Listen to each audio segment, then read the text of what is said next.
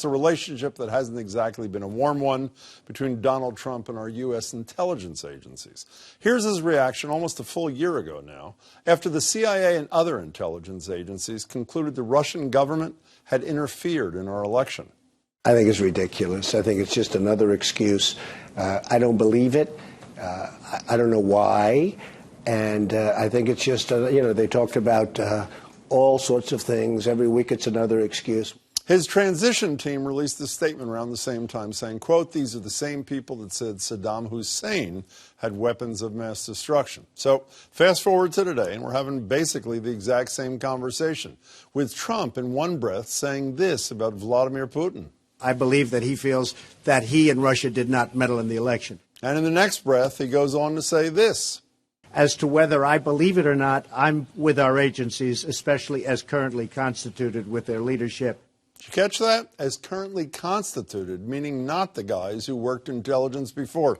As for those guys, including former CIA Director John Brennan, former Director of National Intelligence James Clapper, and former FBI Director James Comey, the president spoke about them aboard Air Force One on Saturday, saying, quote, I mean, give me a break. They are political hacks. So you look at it, you have Brennan, you have Clapper, and you have Comey.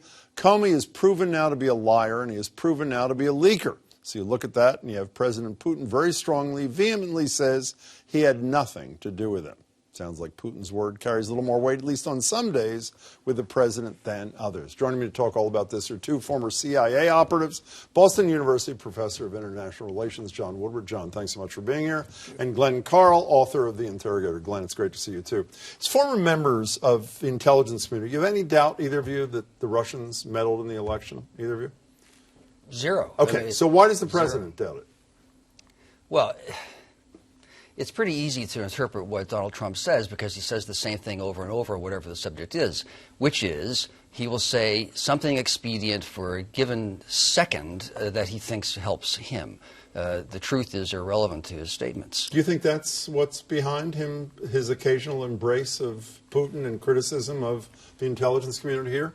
Well, I have no reason to doubt the assessment reached by the intelligence community as far as Russian interference. Meaning you don't want to comment on the President of the United States? There are people far more qualified than myself to discuss. Who might that be, John? Okay, so let's talk about the consequence. Let me add something to this list, by the way. I'm sure you guys remember back in January after this dossier thing arose. Here's a tweet from the president. Intelligence agencies should never have allowed this fake news to leak into the public. One last shot at me. Are we living in Nazi Germany? What's the consequence of a statement like that, coupled with a Putin kind of statement that I just had, John, from the President of the United States? Well, I would like to put this in a historical perspective for you. Okay. Tension between the President and his intelligence chief has been the rule rather than the exception. Like this in since public? the Second World War. Not so much the public part, but let's think back to General William Donovan, the head of OSS during World War II. Did some great things in terms of U.S. campaigns in Africa and Europe. As soon as the war is over, Harry Truman fires Wild Bill Donovan and disbands the OSS and has a third-tier appointee give Donovan his letter of thanks. He doesn't even get a handshake in the White House. But do you think that, but again, then he was gone, and I assume the disputes before that were behind closed doors, which I consider to be fairly healthy tension. Is this healthy tension? Well, let's be clear. The president, I think, has claimed he's a disruptor, and he likes to go this public route. I guess we could argue he's at least providing a lot more transparency as far as what he thinks about the intelligence community. Okay, I'm going to speak for the two of you, and you tell me if I'm right here. If I was a career public servant, like people like you who spent their lives serving their country, and the leader of our country compares you or your work to those in Nazi Germany, or says, I believe a former colonel in this KGB more than I believe these people, I don't know how I'd go to work the next day. I mean, I know, what kind of morale do people have when their leader, when the leader of this country says things like that, Glenn? Well, they're foolish statements that have no basis in fact whatsoever or the truth. And it's different than John says. It's not a historical and normal and appropriate, even by design, tension between the intelligence community and the executive, which is a healthy thing. This is simply a series of statements to protect oneself detached statements detached from verifiable and verified facts. So what happens is normally one doesn't mind much criticism from the executive from any other party. That comes with the profession and the institution. But in this instance, when 2 and 2 doesn't equal 4, then that creates not just a morale issue, but even an existential challenge. Because how do you serve the executive, which is what your oath is to do, when by serving him you frankly betray the truth? So it's just impossible. Is Director but is Director Pompeo, you can jump in, but at the same time, is Director Pompeo doing enough to support his own people? I mean, when I read the other day that he's meeting with this conspiracy theorist, formerly of the NSA, at the request of Donald Trump, a guy who believes that there were DNC leakers, not Russian interference, and then at the end purportedly says, you want to meet with the NSA and the FBI? Just let me know. I mean, is that any way to run a railroad, John? Well, is it the way you run the baseball club?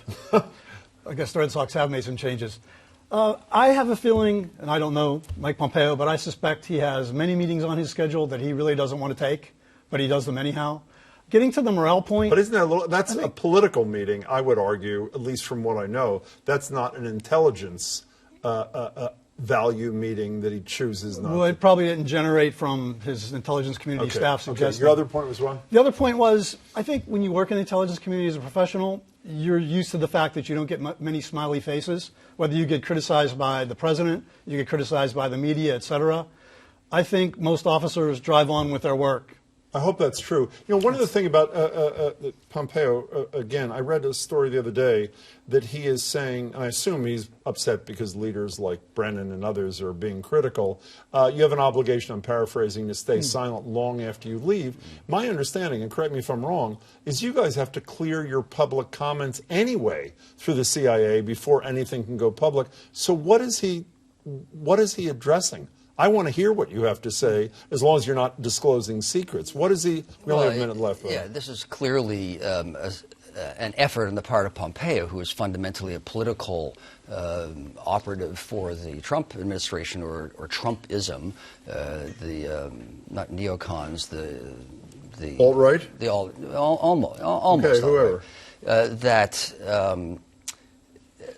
A way to avoid the problems, seek to tamp down the problems that the leaks have created, because the leaks have, all of which have been verified, frankly, factually, create problems for the Trump administration. It's similar to the Benghazi thing, which factually is a zero story, but was turned into a years-long scandal. I only have 20 seconds left. This is close to a yes-no as you can. Is this country any better prepared to fight off Russian interference in November of 2018 than we were in November of 2016? John, quickly first. Yes, I think we are. How so quickly? Because the intelligence community is well aware of the situation. I hope you're right. How about you?